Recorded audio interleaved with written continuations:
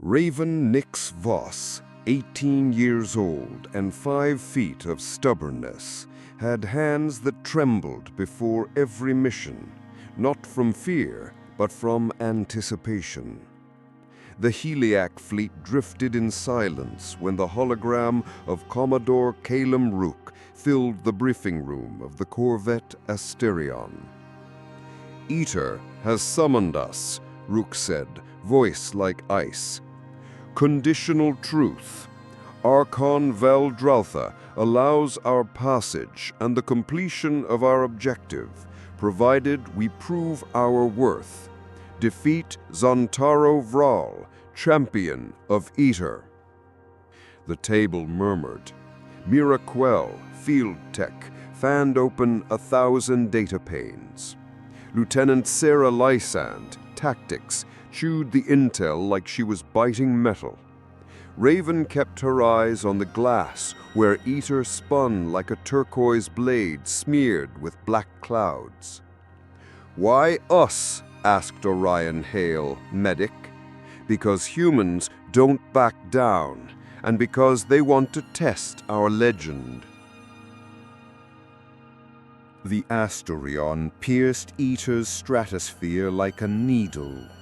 The ring city Kydrax hung on cyclopean pillars, ringed by crystal forests that sang with the wind. In the Archon's hall, the walls were living obsidian. Runes inside them thrummed.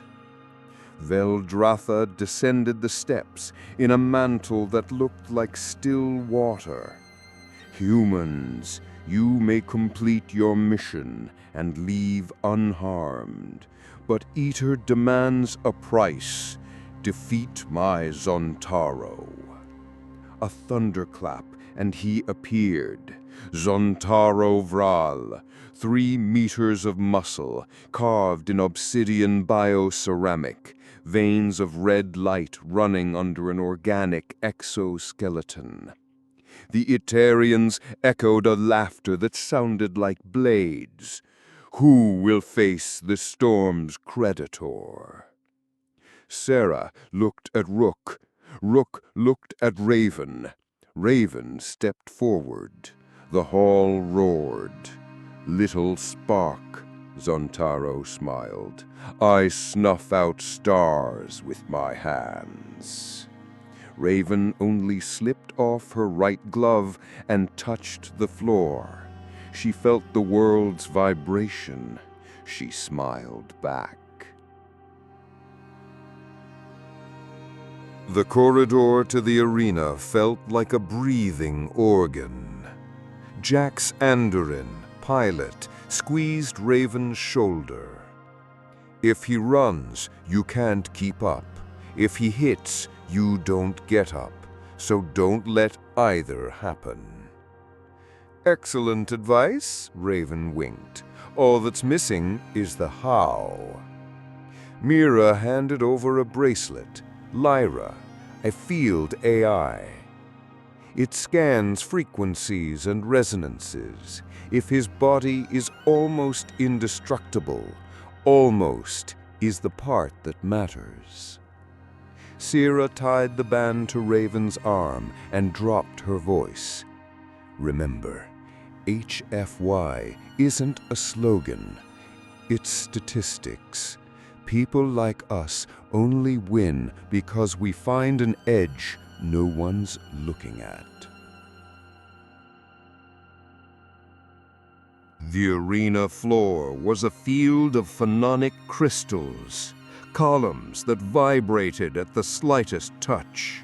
Living arches exhaled blue mist. The Aetherian crowds released rhythmic laughter, a musical humiliation. Zontaro landed. The impact sent ripples through the floor that almost dropped Raven. "I admit, I admire courage. I promise it won't hurt for long." "Appreciate the kindness," Raven answered, raising her fists. "But I didn't come to thank you. I came to learn." The organic gong reverberated. The world held its breath. Zontaro moved, and the air tore. Raven saw only blurs and instincts. His strike came. Raven raised her forearm. Her light armor screamed, cracked, but redirected. She pivoted, using the force like a pendulum, slipping to his flank and snapping a short hook into the interstice of a bioceramic rib. Nothing. "Interesting," he said, genuinely. The stands laughed. The laughter hurt worse than bones. Lyra hissed on her wrist.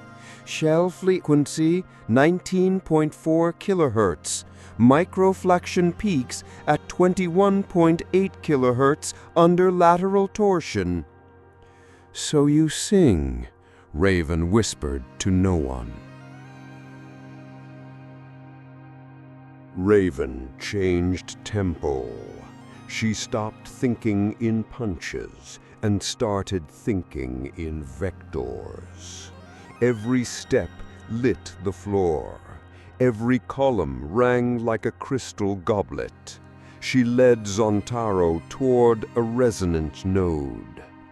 "You run?" he taunted. "I lead." He dashed, near teleport.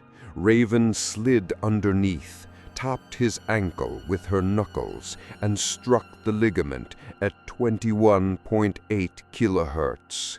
The nearest column exploded in sound, amplifying the shock. Zontaro recoiled a millimeter. Historic. The bleachers missed a beat. Zontaro got tired of playing. He clapped, and the floor buckled. An elastic wave swept the arena. Raven was thrown into an arch. The air vanished. Stars popped behind her eyes. He came on like an eclipse, a descending elbow. Raven rolled. The elbow buried itself in the floor, webbed fissures exploding outward. "Indestructible is not the same as invincible," she spat blood, rising. "Below turn, bioelectric signals internal, rhythm irregular when he loads the left pivot, possible old injury." "Thanks, big man," Raven grinned. "You just told me a secret." Raven drew a sonic stiletto from her belt. Nothing but a tunable, vibrating blade. She set it to 21.8 kilohertz. "Last chance," Zontaro warned, arms opening. "For you." She closed the distance in a tight triangular step. Instead of chasing force, she chased leverage. She slipped under his shadow, trapped the Colossus's forearm, twisted the left pivot, and slid the blade into the seam between plates. The sound born there wasn't a scream. It was dissonance, Zontaro's body deciding what shape to keep. He dropped half a handspan to one knee. The arena went silent. Veldretha rose. The Eterian people began a low chant, trying to reinforce their champion. Rook spoke over comms. "Raven, watch for crowd energy. Those resonances could reconstitute him." Zontaro lifted his head. There was respect. "You're a storm in a small cup. That's how tsunamis start." He smiled, then chose to get serious. The plates opened vents, exposing fibered muscle.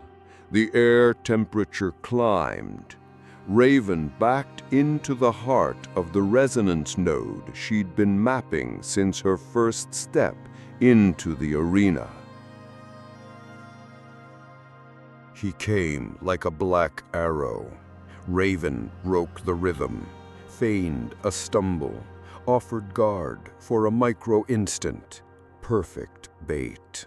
When Zontaro bit, she spun, used his arm as an axle, and slung the colossal mass into 3 columns in sequence. Each impact returned coherent sound. On the third, the dorsal plate delaminated. Raven drove the blade into that gap, micro-tuning with her thumb. 23.1 kilohertz, fatigue point, Lyra murmured. Zontaro roared.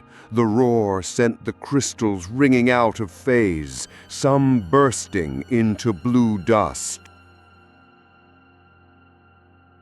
In the dust vortex, Raven saw the pulse.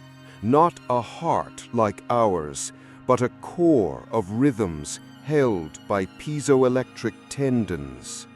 "You're not just a shell," she breathed. "You're music."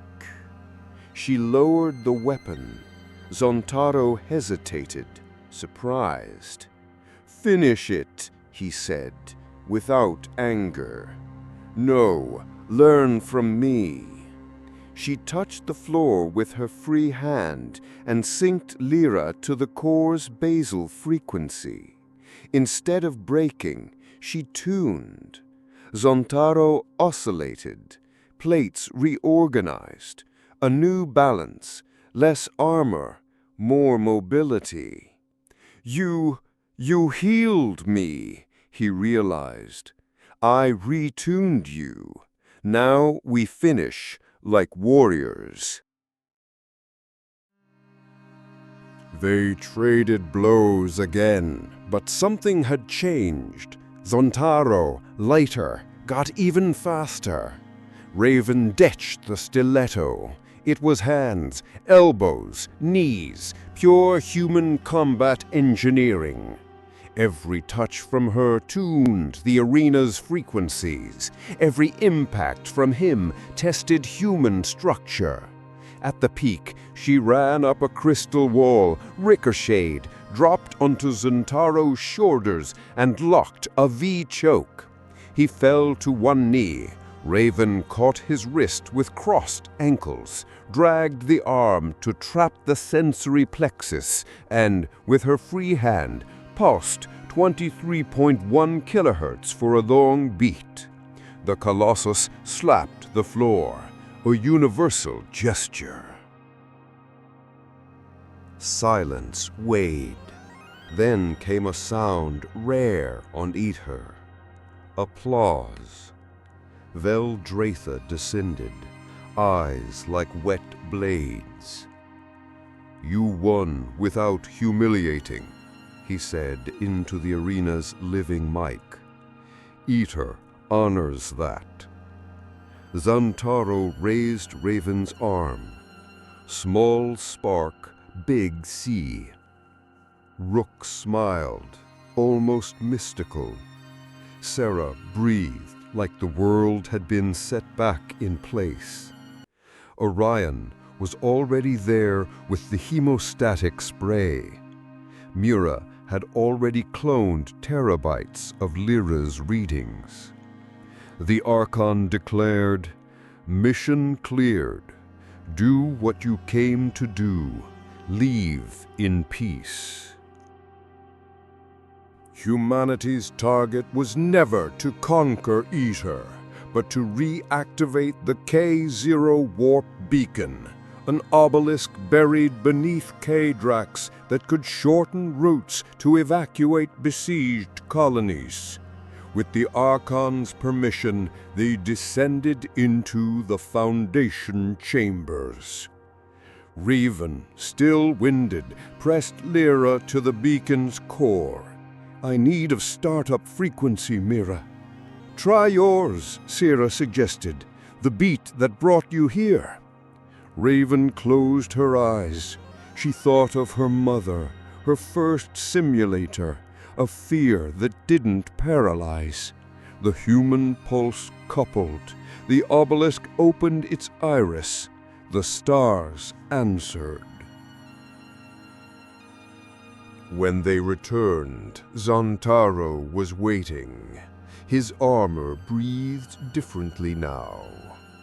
"I lost," he said, "but I gained a new axis. I owe you." "Then pay it by guarding the beacon.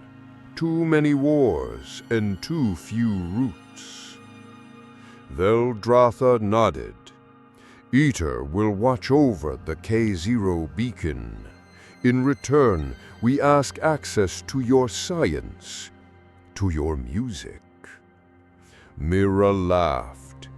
"Human science is disorganized, chaotic, caffeinated, but it's contagious." The Asterion lifted under two pale suns. In the hold, crates of phononic crystals. In the databanks, folded maps. In their chests, humble pride. Rook saluted Raven. "You weren't chosen by luck. You were chosen because the universe underestimates what it can't measure. And we measured differently," she said. Sira leaned a shoulder to hers. "HFY, Voss. HFY, Lysand." The ship slipped into the sky like a blade returning to its sheath. "Perfect then," the Archon said. Back in deep space, Raven dictated the report. Operator, Raven Nyx Voss. Sitrep. Eter kept its word. Exit condition. Victory over Zontaro Vral achieved without lethality. Tactical notes. Zontaro's body is a resonance system. Indestructible isn't absolute. It's a band of frequencies. Cross-resonance with environment can break or heal. Recommendation: study field tactics based on tuning bioceramic targets. Personal note: they laughed at me. That's fine. Let them. Noise is just noise. Tsunamis start with a drop.